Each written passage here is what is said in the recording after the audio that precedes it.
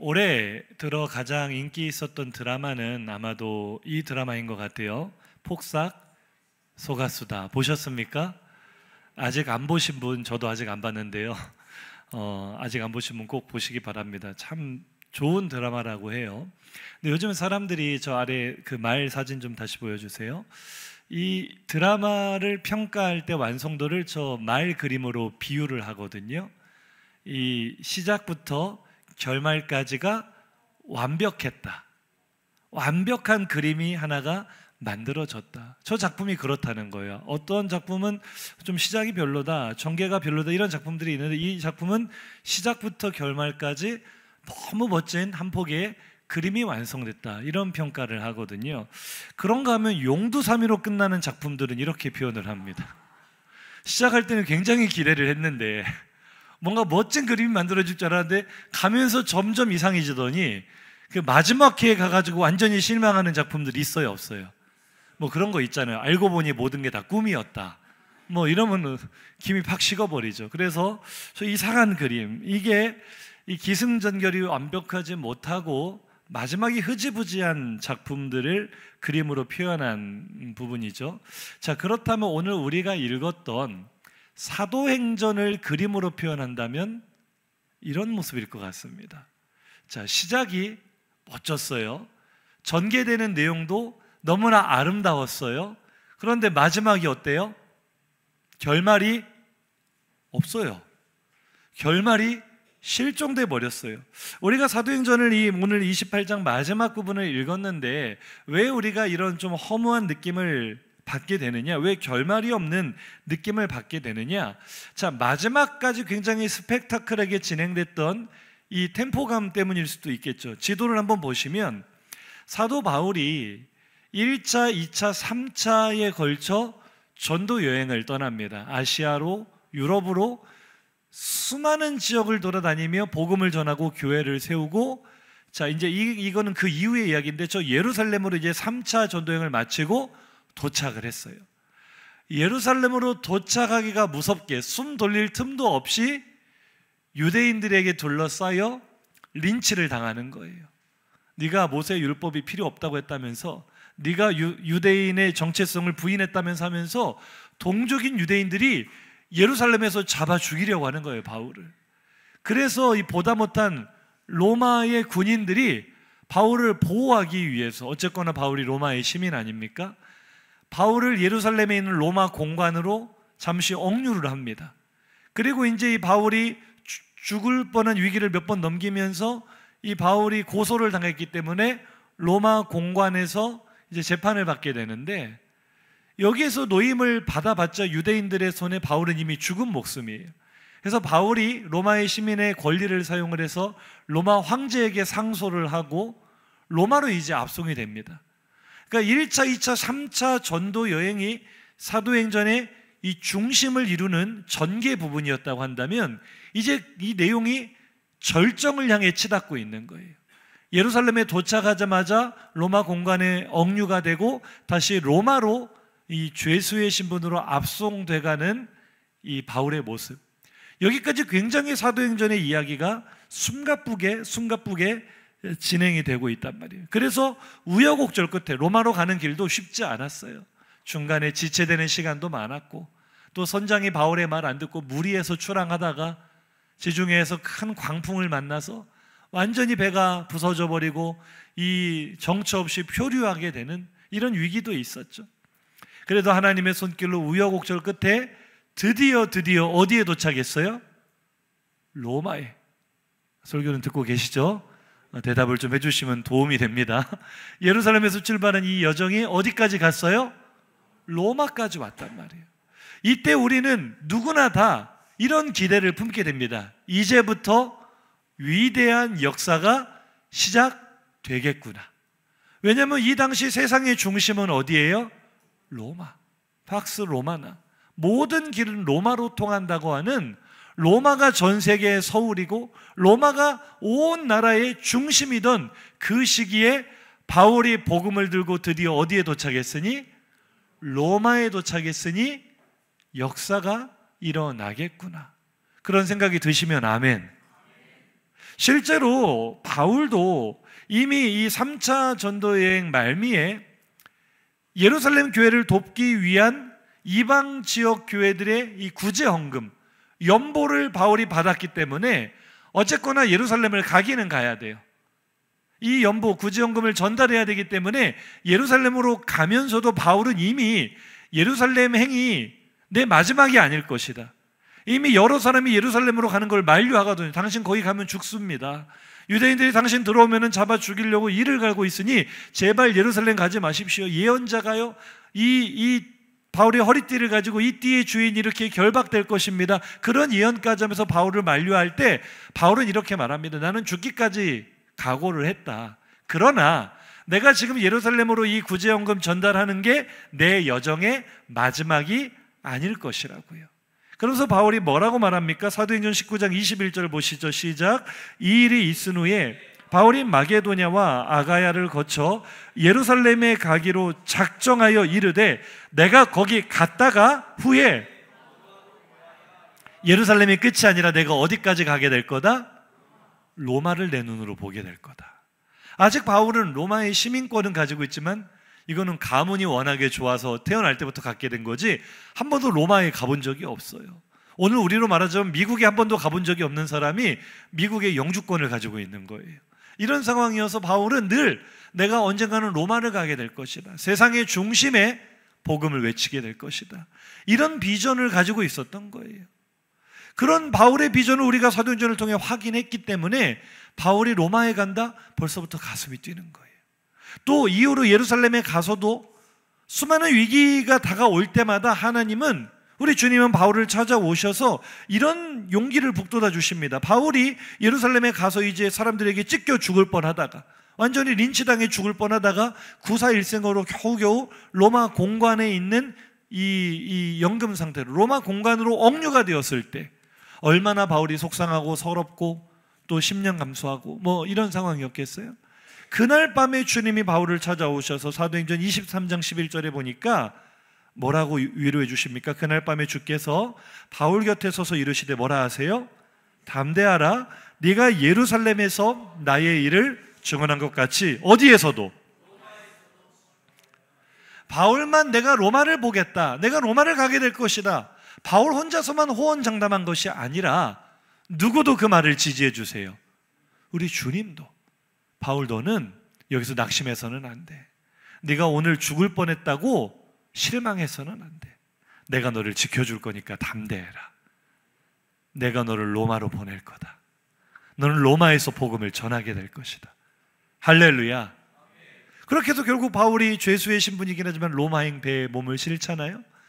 그런데도 거기서도 우여곡절이 많아서 배가 파선을 하고 풍랑에 부서지고 바다에 정처 없이 표류하며 살 소망이 다 끊어진 그 순간에도 주님은 바울을 또 위로하십니다. 사도행전 27장 23절을 보시면 바울이 자기에게 임하신 하나님의 말씀을 전합니다. 어젯밤에 하나님이 내게 뭐라고 했다고요? 노란 글씨, 네가 가이사, 바로 카이사르 로마의 황제를 말하는 것입니다. 네가 로마의 황제 앞에 서게 될 것이다. 그러니 아무 걱정하지 마라. 자, 이게 지금까지 숨가쁘게 진행되어 온 사도행전의 그 템포감 속에서 이 깔려있는 앞으로의 일에 대한 암시예요. 암시. 드라마나 영화로 치자면 하나님이 뿌려놓으신 떡밥이란 말이에요. 떡밥. 이게 회수가 돼야 돼요. 그래야 대작이 완성이 되는 거예요. 아까 그 이상한 그림 보셨죠? 그 드라마. 이런 이상한 그림들의 작품들의 특징은 떡밥이 회수가 안 된다는 거예요. 작가가, 감독이 작품 안에서 여러 가지 암시 장치들을 막 뿌려놨는데 이게 걷잡을 수 없이 뿌려놔가지고 나중에 자기도 수습이 안 되는 거예요. 그래서 마무리를 그냥 급하게 치는, 꿈이었다. 뭔가 지금 설정에 오류가 생기고 뭐가 이야기가 마무리가 안 되면 사람들이 이 작품 괜히 봤다, 실망스럽다, 이렇게 되는 거거든요. 그런데 사도행전은 하나님이 쓰시는 이야기잖아요. 하나님이 쓰신 이야기 가운데 바울이 여러 가지 위기가 있었지만 계속해서 하나님께서 주시는 암시가 뭐예요? 바울에게 주신 비전, 너는 어디를 가게 될 거다? 로마에 대한 비전이에요. 황제 앞에 복음을 전하게 될 거다. 세상의 중심에 예수 그리스도를 전하게 될 것이다. 이것이 지금 사도행전에 담겨있는 암시란 말이에요. 그러니 우리가 사도행전을 읽으며 지금 점점 절정을 향해 가고 있는 겁니다. 힘겨운 여정이긴 했지만, 죄수의 신분이긴 했지만, 바울이 결국 로마에 도착했어요, 안 도착했어요? 드디어 로마에 들어갔단 말이에요. 복음 들고 입성하는 개선 장군으로 들어간 줄 믿습니다. 사람들의 눈에는 죄수가 들어오는 거지만 하나님 나라 역사로는요, 로마를 정복할 왕을 모시고 들어가는 왕의 사신이에요. 할렐루야. 그러니 이제 우리가 기대하는 거예요. 바울이 로마에 갔으니 뭔가 일이 일어나도 일어나겠다, 안 일어나겠다? 위대한 역사가 일어나겠다. 바울이 어떻게 황제를 만나게 됐을까? 바울이 황제 앞에서 뭐라고 말을 했을까? 그 이후로 로마가 어떻게 뒤집어졌을까? 로마 교회에 어떤 부흥이 일어났을까? 궁금하세요? 안 궁금하세요? 너무나 궁금하잖아요. 어떻게 황제를 만났는지, 어떤 열매를 맺었는지, 어떤 부흥의 역사가 일어났는지. 그래서 이제 클라이맥스까지 다다른 이 사도행전의 내용을 우리가 너무나 기대하는 마음으로 읽어내려가는데, 실제 이 누가의 기록, 사도행전의 기록은 갑자기 딱 끝나버려요. 거기에서 끝나버려요. 마지막 부분입니다. 30절 31절 시작. 바울이 온 이태를 자기 셋집에 머물면서 자기에게 오는 사람을 다 영접하고 하나님의 나라를 전파하며 주 예수 그리스도에 관한 모든 것을 담대하게 거침없이 가르치더라. 끝. 다음 편 없어요. 지금까지 사도행전을 시청해 주신 여러분께 감사드립니다. 자막이 올라가는 거예요. 이상해요, 안 이상해요? 아니, 지금 바울이 어디에 왔는데? 드디어 중심에 왔잖아요. 드디어 진짜 무대에 왔잖아요. 그러면 이제부터, 아니 적어도 시즌2는 나와야 되는 거 아닙니까? 아니 그래요, 안 그래요? 저만 궁금합니까? 너무 궁금하잖아요. 이제 로마에 왔으니까. 로마가 뒤집어지면 세상이 바뀔 거 아니에요? 그렇습니까, 안 그렇습니까? 너무 궁금해요. 바울이 가택연금 상태에서 풀려났나? 황제를 만나기는 했나? 정말로 당시의 세상의 끝으로 여겨지던 저 이베리아 반도, 스페인까지 바울이 가서 복음을 전했을까? 너무나 궁금한 떡밥들이 많은데 이 사도행전이 그걸 회수를 해줘요, 안 해줘요? 안 해줘요. 어떻게 되는지 일체의 언급이 없고 우리의 상상력에 맡기는 거예요. 바울이 로마에 도착을 했는데 온 이태는 2년을 말합니다. 2년 동안 가택연금이 된 그 새방에서 한 발자국도 못 나옵니다. 그리고 거기서 사도행전이 끝이 납니다. 옆 사람 보고 인사하시죠. 허무하시죠? 저도 허무합니다. 아니 이제 뭐가 일이 이루어지려고 하는데 거기서 갑자기 뚝 끝나는데 집 밖으로 한 발자국도 못 나왔어요. 그냥 집 안에 머물렀더라. 집으로 찾아오는 사람들을 성경을 가르쳤더라. 끝이에요. 이거는 적어도 작가가 문제가 있다 없다. 이런 작가는 다시는 펜을 들게 하면 된다 안 된다. 그래서 누가가 사도행전을 끝으로 더 이상 이 저작 활동을 안 했어요. 이건 지금 작가를 교체를 해야 돼요. 어떻게 이야기를 이런 식으로 끝낼 수 있습니까? 근데 진짜 사도행전의 작가는 누구세요? 그래서 우리는 여기서 심각하게 하나님의 직무유기를 한번 의문을 제기를 해야 됩니다. 무슨 얘기냐면 이 사도행전이 말하자면 열린 결말인데요. 열린 결말은 곧 직무유기입니다. 무슨 얘기인지 영상 한번 보겠습니다. 자, 우리 옆 사람과 인사하시겠습니다. 하나님, 왜 아이디어 회의를 안 하셔가지고 매듭을 안 지어주시고 직무유기를 하십니까? 우리가 사도행전을 보면 다 그런 느낌이에요. 이거 어쩌라고 이렇게 마무리를 지으시는 거예요? 우리 보고 그냥 상상해서 알아서 하라는 거예요? 그 가수가 막 괜히 노래 부르다가 목 아프면은 다 같이 이러잖아요. 왜 나보고 부르래? 나는 그 노래 들으려고 돈 주고 콘서트에 왔는데. 우리에게 이 골치 아픈 숙제를 떠넘기시는 것인가? 그런데요, 이제부터 한번 생각을 해보겠습니다. 드라마라면 그럴 수 있어요. 영화라면 작가에게, 감독에게 왜 깔끔하게 마무리를 하지 않습니까? 라고 말할 수 있어요. 그러나 한번 따라 하실까요? 사도행전은 영화가 아닙니다. 완결된 이야기가 아닙니다. 한 번 더 인사하시죠. 아직 안 끝났습니다. 그러니까 엄밀하게 말하면 많은 사람들이 뭐 사도행전을 열린 결말이다라고 하는데 한 번도 이 사도행전은 결말이 났던 적이 없어요. 그러니까 열린 결말이 아니고에 따라할까요? 사도행전은 계속 열려 있습니다. 그러니까 이 사도행전 바울이 로마에 들어갔을 때가 약 AD 61년 정도니까요. 지금 2025년 약 1964번째 시즌이 계속되고 있는 중인 줄로 믿습니다. 지금 사도행전은 안 끝났어요. 그러니까 우리가 왜 사도행전의 이야기가 좀 허무하다, 왜 이렇게 흐지부지하냐, 우리가 이런 인식을 받는 이유 중에 하나가 우리도 모르는 사이에 사도행전을 읽으며 사도행전의 주인공이 누구라고 생각하고 있었어요? 바울이라고 생각하고 있었던 거예요. 바울이 전도하는 이야기, 교회 세운 이야기, 바울이 복음 전하다 만난 이야기들이 계속 중간 부분에 많은 부분을 차지하고 있다 보니 나도 모르게 바울이 주인공이네, 그래서 바울이 어떻게 됐지가 너무나 궁금한 거예요. 그러나 한 번 더 인사하실까요? 옆 사람과 사도행전의 주인공은 바울이 아니라 성령님입니다.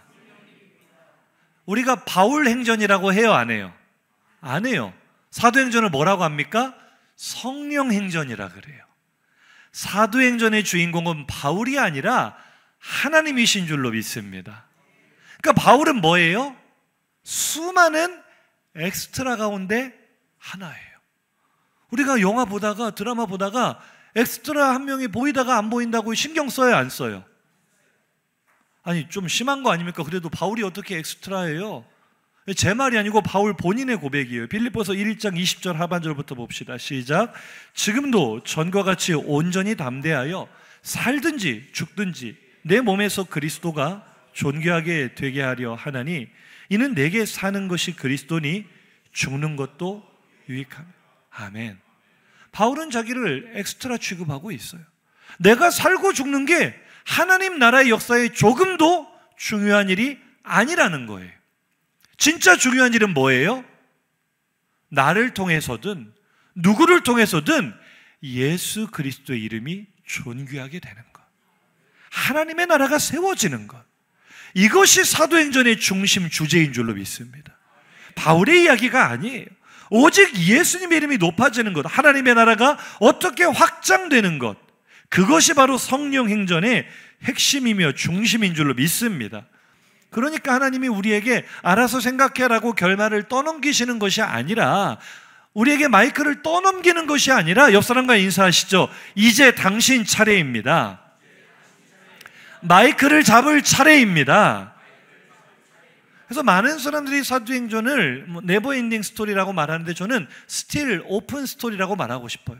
한 번도 닫혀진 적이 없는 이야기, 한 번도 결말 지어진 적이 없는 이야기. 바울의 시대가 지나갔으면 그 다음 교부들의 시대가 이어졌고요, 교부들의 시대 이후에 중세 시대가 이어지고요, 오늘날 우리들의 시대까지 계속 등장인물들은 바뀌고 있지만 주인공 성령께서는 지금도 일하고 계시는 이야기인 줄로 믿습니다. 그러니까 오늘 우리가 정말 이 본문을 읽으며, 사도행전의 마지막 기록된 마지막 부분을 읽으며 고민해야 될 부분은, 내 삶의 성령 행전은 계속되고 있는가? 오늘 지금 자신에게 물어보세요. 내 삶의 성령 행전이 지금 계속되고 있는가? 다시 말해, 지금 내 삶의 모든 영역에 복음의 영향력이 나타나고 있습니까? 나를 통해 많은 사람이 주께로 돌아오고 있습니까? 꼭 전도만 말하는 건 아니죠. 나를 통해 내가 속한 가정에, 일터에 변화가 일어나고 있습니까? 이것이 일어나는 것이 정상적인 성령 행전인 줄로 믿습니다. 변화와 기적이 일어나는 게 특별한 일이 아니라 일상이 되는 것, 내가 가는 곳마다 하나님의 복이 많은 게 기적이 아니라 당연한 일이 되는 것, 그것이 오늘의 성령 행전을 살아가는 성도의 삶인 줄로 믿습니다. 옆 사람에게 질문해 보세요. 그런 역사가 일어나고 있습니까? 다시 한번 옆 사람 반대쪽에, 그런 역사가 일어나고 있습니까? 이제 고민하셔야 돼요. 만약 지금 내 삶에 그런 복음의 영향력 잘 모르겠는데요, 안 일어나고 있는 것 같은데요, 그런 대답이 나온다면 왜인지를 우리는 고민해야 돼요. 환경이 문제일까? 아니면 사람이 문제일까? 아니면 복음 자체가 문제일까? 우리 환경부터 한번 생각을 해보시죠. 바울이 지금 로마에 도착했을 때 주어진 환경은 결코 녹록지 않았습니다. 우리의 형편과 비슷해요. 자, 첫 번째 바울의 환경은 무엇입니까? 갇혀 있었습니다. 무슨 얘기입니까? 20절 한번 읽어보시죠. 시작. 이러므로 너희를 보고 함께 이야기하려고 청하였으니 이스라엘의 소망으로 말미암아 내가 이 쇠사슬에 매인 바 되었노라. 지금은 물리적으로 바울이 쇠사슬에 묶여있는 상태는 아니지만, 이건 비유적인 표현이지만, 바울은 로마에 도착하자마자 가택연금 상태에 들어갔어요. 그러니까 쇠창살이나 쇠사슬은 없지만 창살 없는 감옥에 들어가서 밖으로 나올 수 없는 제한된 자유밖에 없는, 들어오는 사람은 괜찮지만 바울이 나가지는 못하는 그런 상태였어요. 그래서 바울은 가택연금에 들어간 지 3일 만에 로마에 살고 있던 유대 지도자들을 초청을 합니다. 왜 초청을 합니까? 방금 읽었던 이 말씀이 그 이유예요. 내가 나갈 수 없기 때문에, 내가 자유롭게 움직일 수 없기 때문에 당신들이 내 이야기를 들으러 좀 와줘야 되겠습니다. 내가 내 발로 자유롭게 돌아다니면서 말하는 게 좋겠어요? 내가 갇혀있는 상태에서 사람들 보고 오라고 하는 게 쉽겠어요? 뭐가 쉽겠어요? 내가 다니는 게 쉽겠죠. 그러니 지금 우리의 형편보다 바울의 형편이 훨씬 더 좋지 않았던 거예요. 그런데도 복음의 역사가 나타났습니까? 안 나타났습니까? 나타났어요. 인사하시죠. 환경은 문제가 되지 않습니다. 사실 우리도 바울처럼 갇혀 있다고 말할 수 있겠죠. 제가 여러 번 말씀드렸지만 우리 교회는 골목 안에 갇혀 있지 않습니까? 사람들이 잘 몰라요. 우리들의 삶도 삶의 무게에 짓눌려 있지 않습니까? 우리가 살고 있는 이 울산 동구가 환경적으로 또 제약이 많은 곳 아닙니까? 한국 사람은 점점 다 떠나가고 외국 사람이 들어오고 있는 여러 가지로 어려운 상황 아닙니까? 그런데 이렇게 갇혀 있는 환경이 복음의 영향력을 제한하지 못하는 줄로 믿습니다. 두 번째 바울의 환경은 어땠어요? 사람들이 안 믿어요.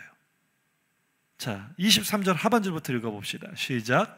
바울이 아침부터 저녁까지 강론하여 하나님의 나라를 증언하고 모세의 율법과 선지자의 말을 가지고 예수에 대하여 권하더라. 그 말을 믿는 사람도 있고 믿지 아니하는 사람도 있어. 바울이 그들을 초청한 이후에는 아침부터 저녁까지 집으로 보내지를 않아요. 이 사람들을 붙들어 놓고 온 몸의 힘을 최선을 다하여 자신의 사력을 다하여 하루 종일 예수에 대해 권했어요.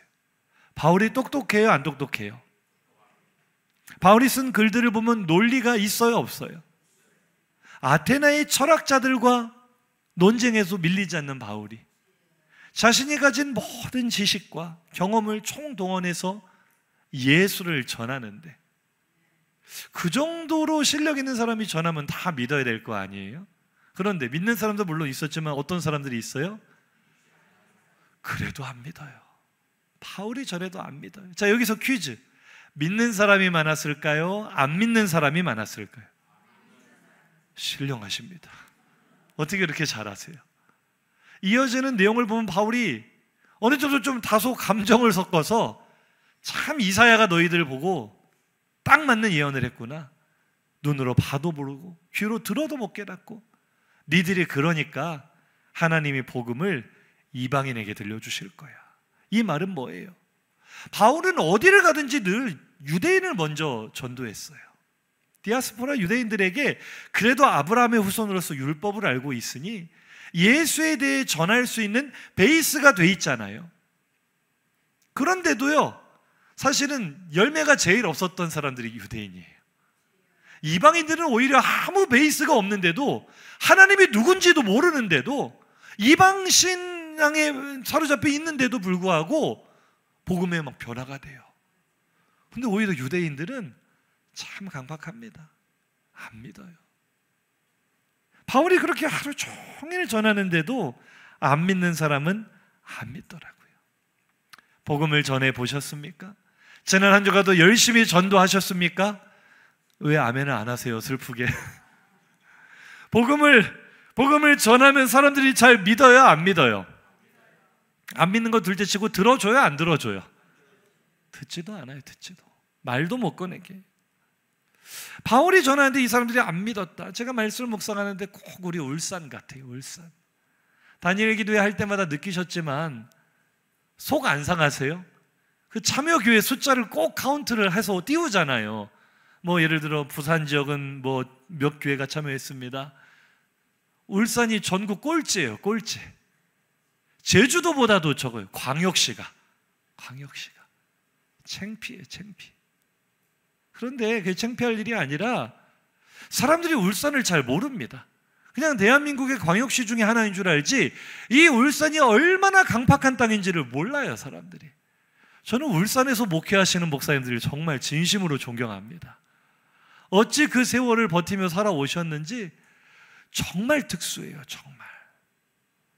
이번에 노예 모임, 임원 모임을 하면서 어떤 목사님이 그러시더라고요. 세워보셨대요. 우리 울산 노예 교회들이 많은데 충격적이에요. 아마 지금 다른 지역에서 이 설교를 들으시는 분들 정말 충격받으실 거예요. 울산 이 큰 대도시에 우리 노예 안에 그래도 출석 성도가 100명이 넘는다는 교회를 세워봤대요. 1000명도 아니고 100명. 우리 울산 노예 많은 교회들 중에 100명이 확실히 넘는다는 교회가 11교회, 12교회. 그러니까 우리 교회가 지금 10위권에서 놀고 있는 거예요. 저는 충격이에요. 충격. 이게 울산의 현실이에요. 제가 전라도에서 부목사 생활하며 이 목회 활동할 때는요, 전라도는 300~400명이 모여도 절대로 큰 교회란 말 안 합니다. 무슨 300~400명이 큰 교회입니까? 잘 쳐줘도 중형 교회도 조금 애매해요. 그냥 중소형 교회입니다. 그래도 한 500명 내지 700명은 돼야 중형 교회 소리 듣고 1000명도 큰 교회 아니에요. 그래도 좀 대형 교회다 하려면 적어도 출석 성도가 2000명은 돼야 대형 교회다 소리를 듣지. 울산에 오니까요, 한 300명만 출석하면 어마어마하게 큰 교회예요. 저 구름 위에 보이지도 않는 교회. 저는 우리 교회가 곧 도달할 것이라고 믿습니다. 크게 아멘 좀 하세요. 아니 300명이 어렵습니까? 저는 이해가 되지 않아요. 그런데 이 울산이 그런 땅이에요. 복음화율 전국 꼴찌. 5%도 안 돼요. 5%도.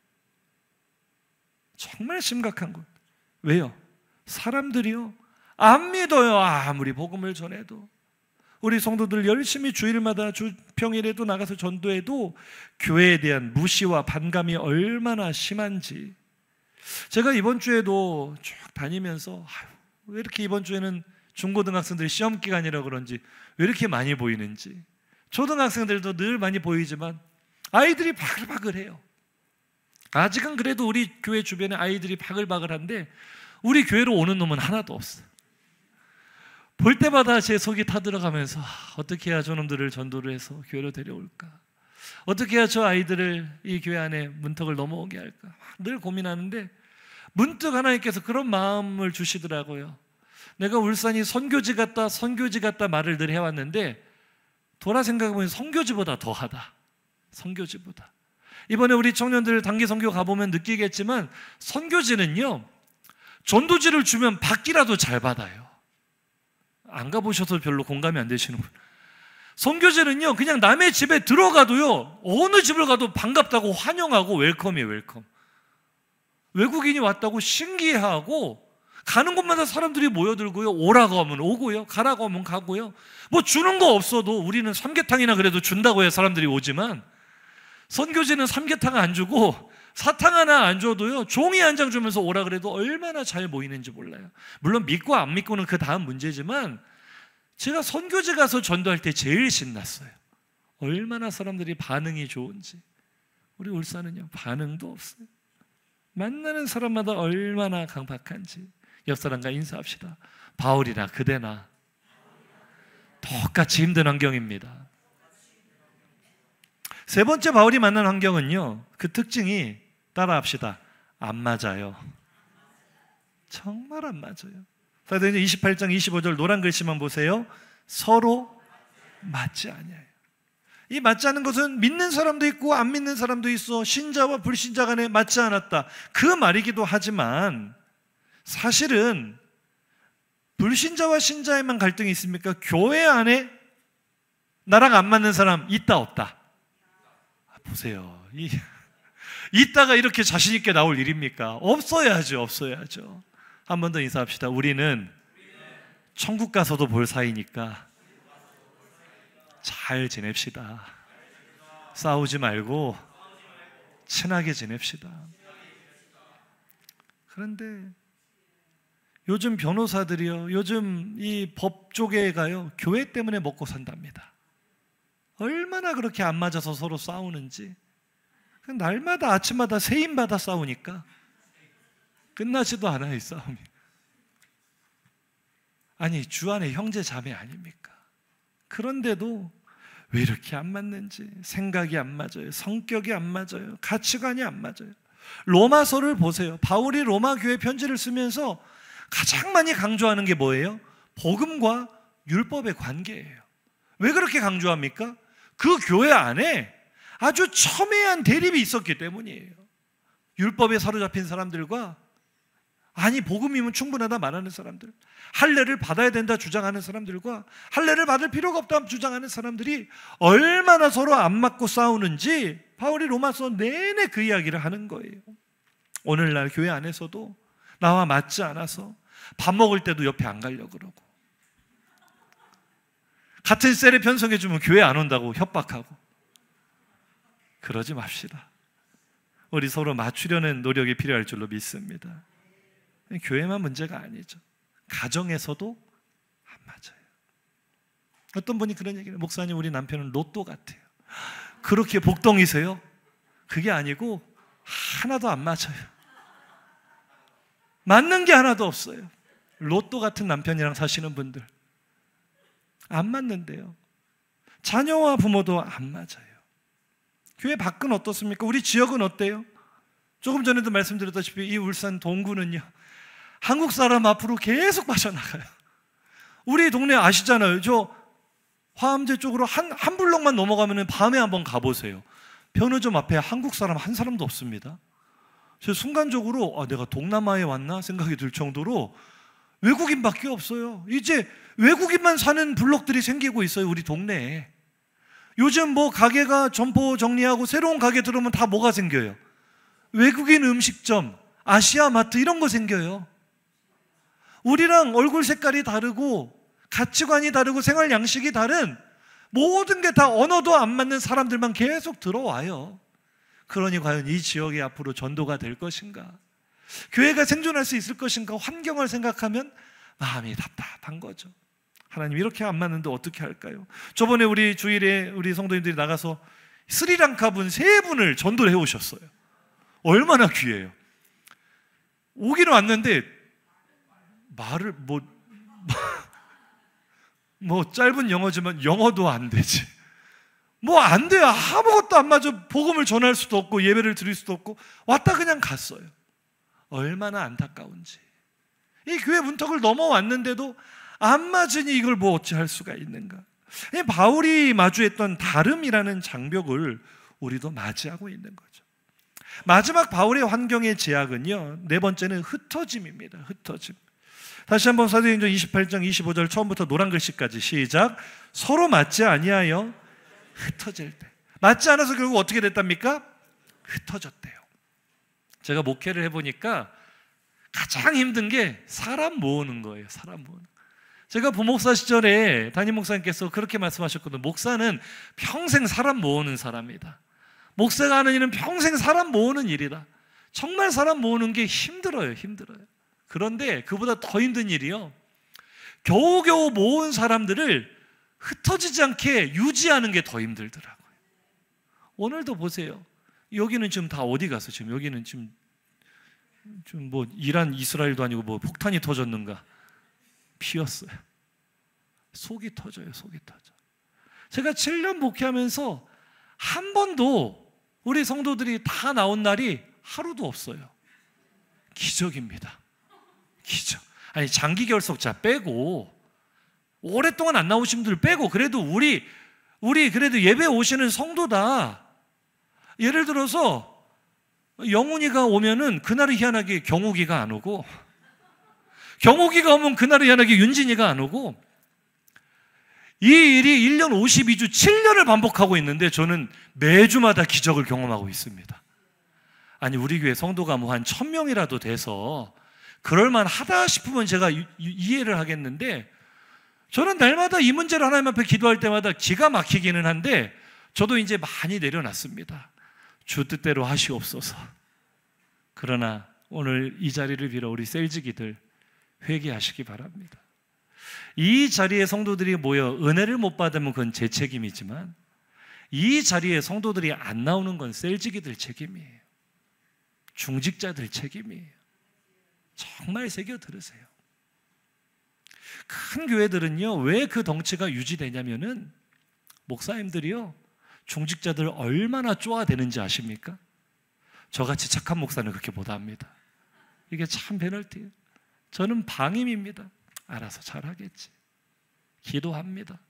성령께서 그 마음을 감동하셔서 불타는 구령의 열정을 우리 셀지기들에게 먼저 넣어주시고, 한 사람 결석자 생기면은 몸이 달아올라서 밥도 안 들어가고 쫓아다니면서 왜 교회를 안 왔냐고 민망해서 다음 주엔 꼭 나오도록 그런 역사가 일어나기를 축복합니다.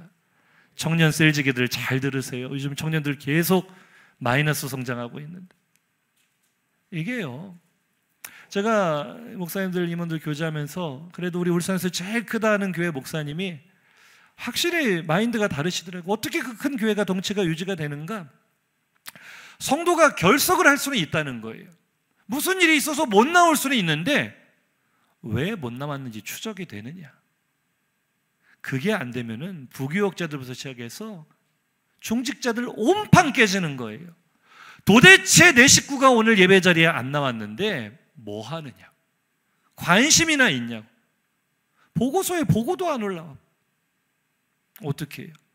제가 일일이 다 전화하고 신방할까요? 제가 뭐 전셀, 셀직이 다 할까요? 왜 하나님께서 교회에 직분을 두시고 역할을 나누어 맡기십니까? 교회의 하나됨입니다. 아멘 좀 크게 하세요. 옆 사람 보고 권면합시다. 예배의 자리 지키세요. 제가 웬만하면 별말 안 합니다. 뭐 다른 교회 가서 예배 드리는 것도 안 드리는 것보다 낫고 귀하니까. 그런데요, 이 빈자리들을 보면서 같이 좀 가슴 아팠으면 좋겠어요. 하나님, 우리에게 이 아름다운 전을 주셨으면. 다른 교회 장로님들이 장로회 모임 때 우리 교회 오시더니 감탄을 하세요. 감탄을.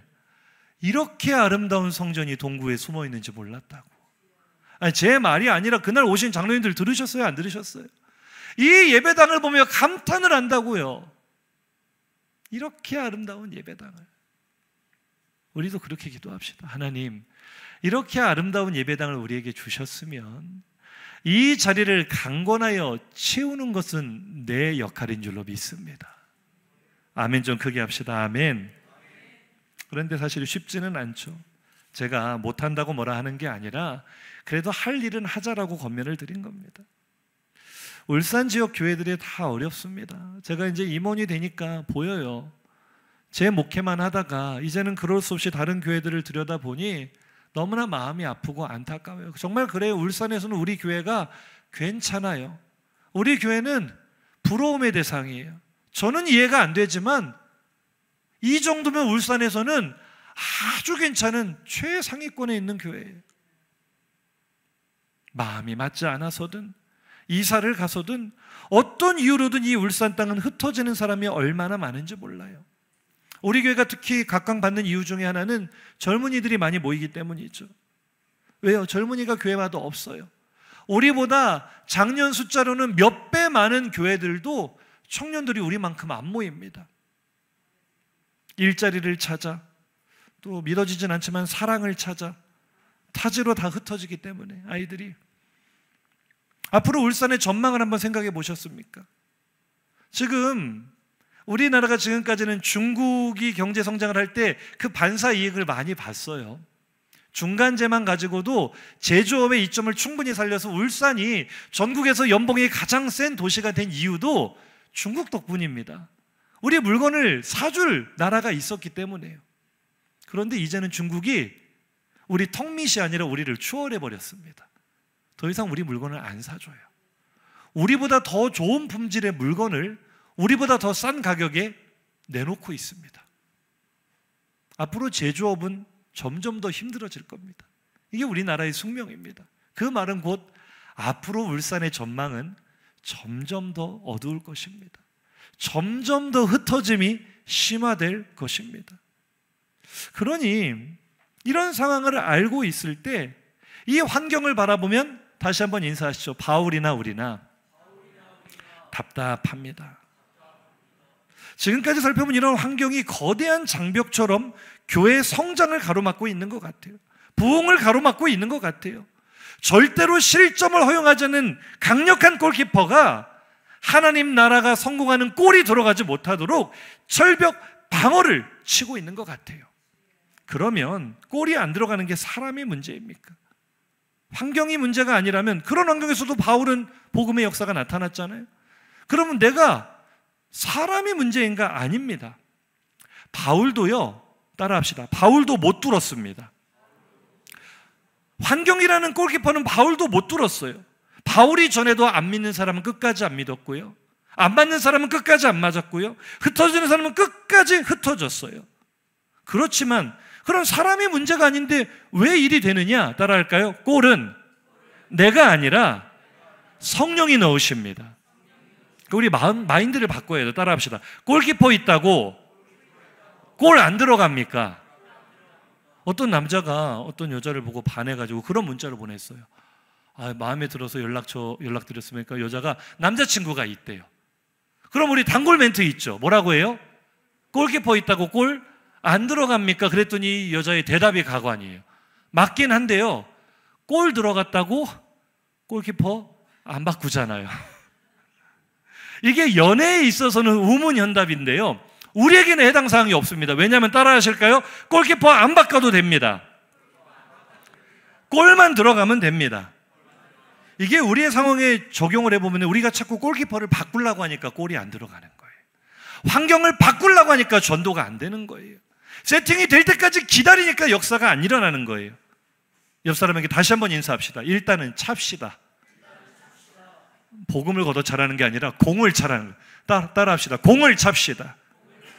차면 들어갑니다. 제가요, 축구를 참 좋아하는데 요즘에 뭐 축구도 못 보고 이렇게 살지만 제가 학생 때, 청년 때 축구 정말 새벽까지 보고 축구 광이었어요. 그런데 그 많은 경기 가운데, 그 많은 골들 가운데 제가 죽을 때까지 잃어버릴 수 없는 골이 있습니다. 어떤 골인지 한번 영상으로 잠깐 보여드릴게요. 제가요, 이 97년이라고 하니까 우리 청년들은 아직 태어나지 않은 친구들도 있거든요.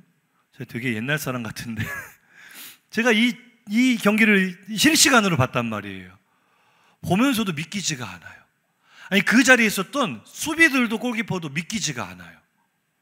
분명히 엄청난 수비벽이 앞을 가로막고 있었거든요. 세계 최고의 골키퍼가 골문을 가로막고 있었거든요.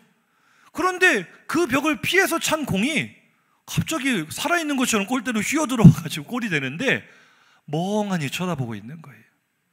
이 모습이 바로 복음의 역사인 줄로 믿습니다. 우리 복음을 어떤 장벽이 가로막아도 차면은요, 성령께서 휘어서라도 들어가게 하십니다.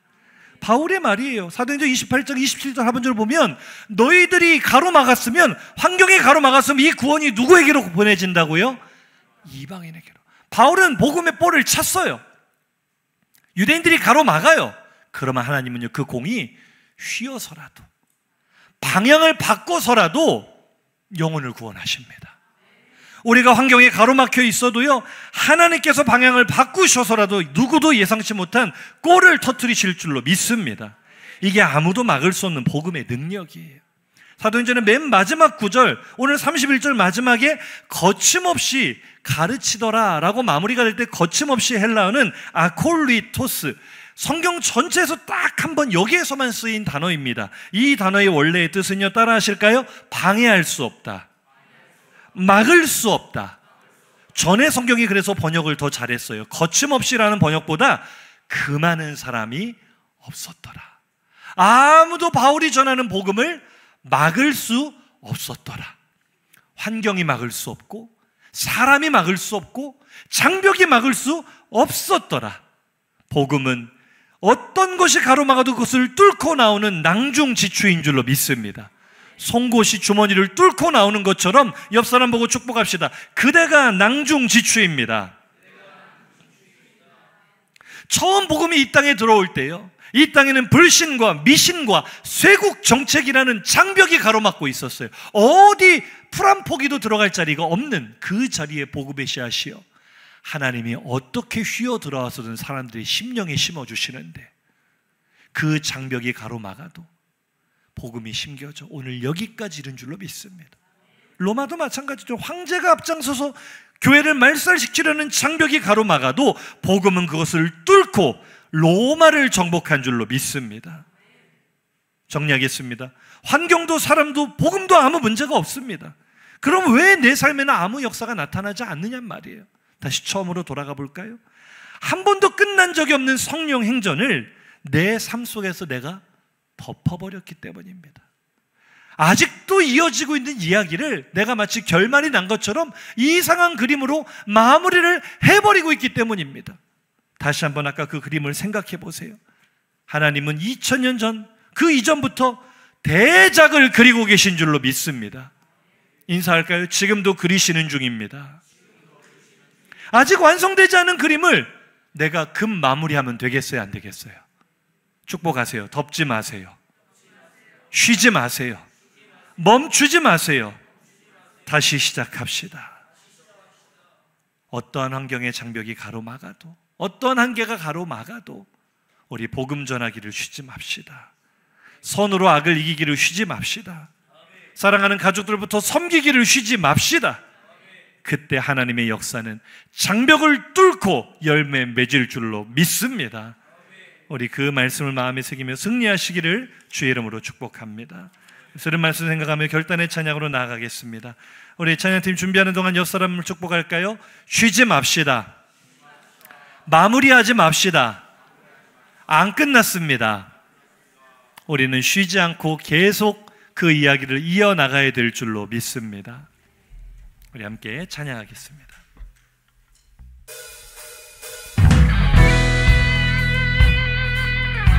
우리 박수치며 고백할까요? 하나님, 오늘도 하나님의 역사가 계속 이어지고 있는 것을 믿습니다. 오늘 이 찬양의 가사처럼 내가 결단하며 고백합니다.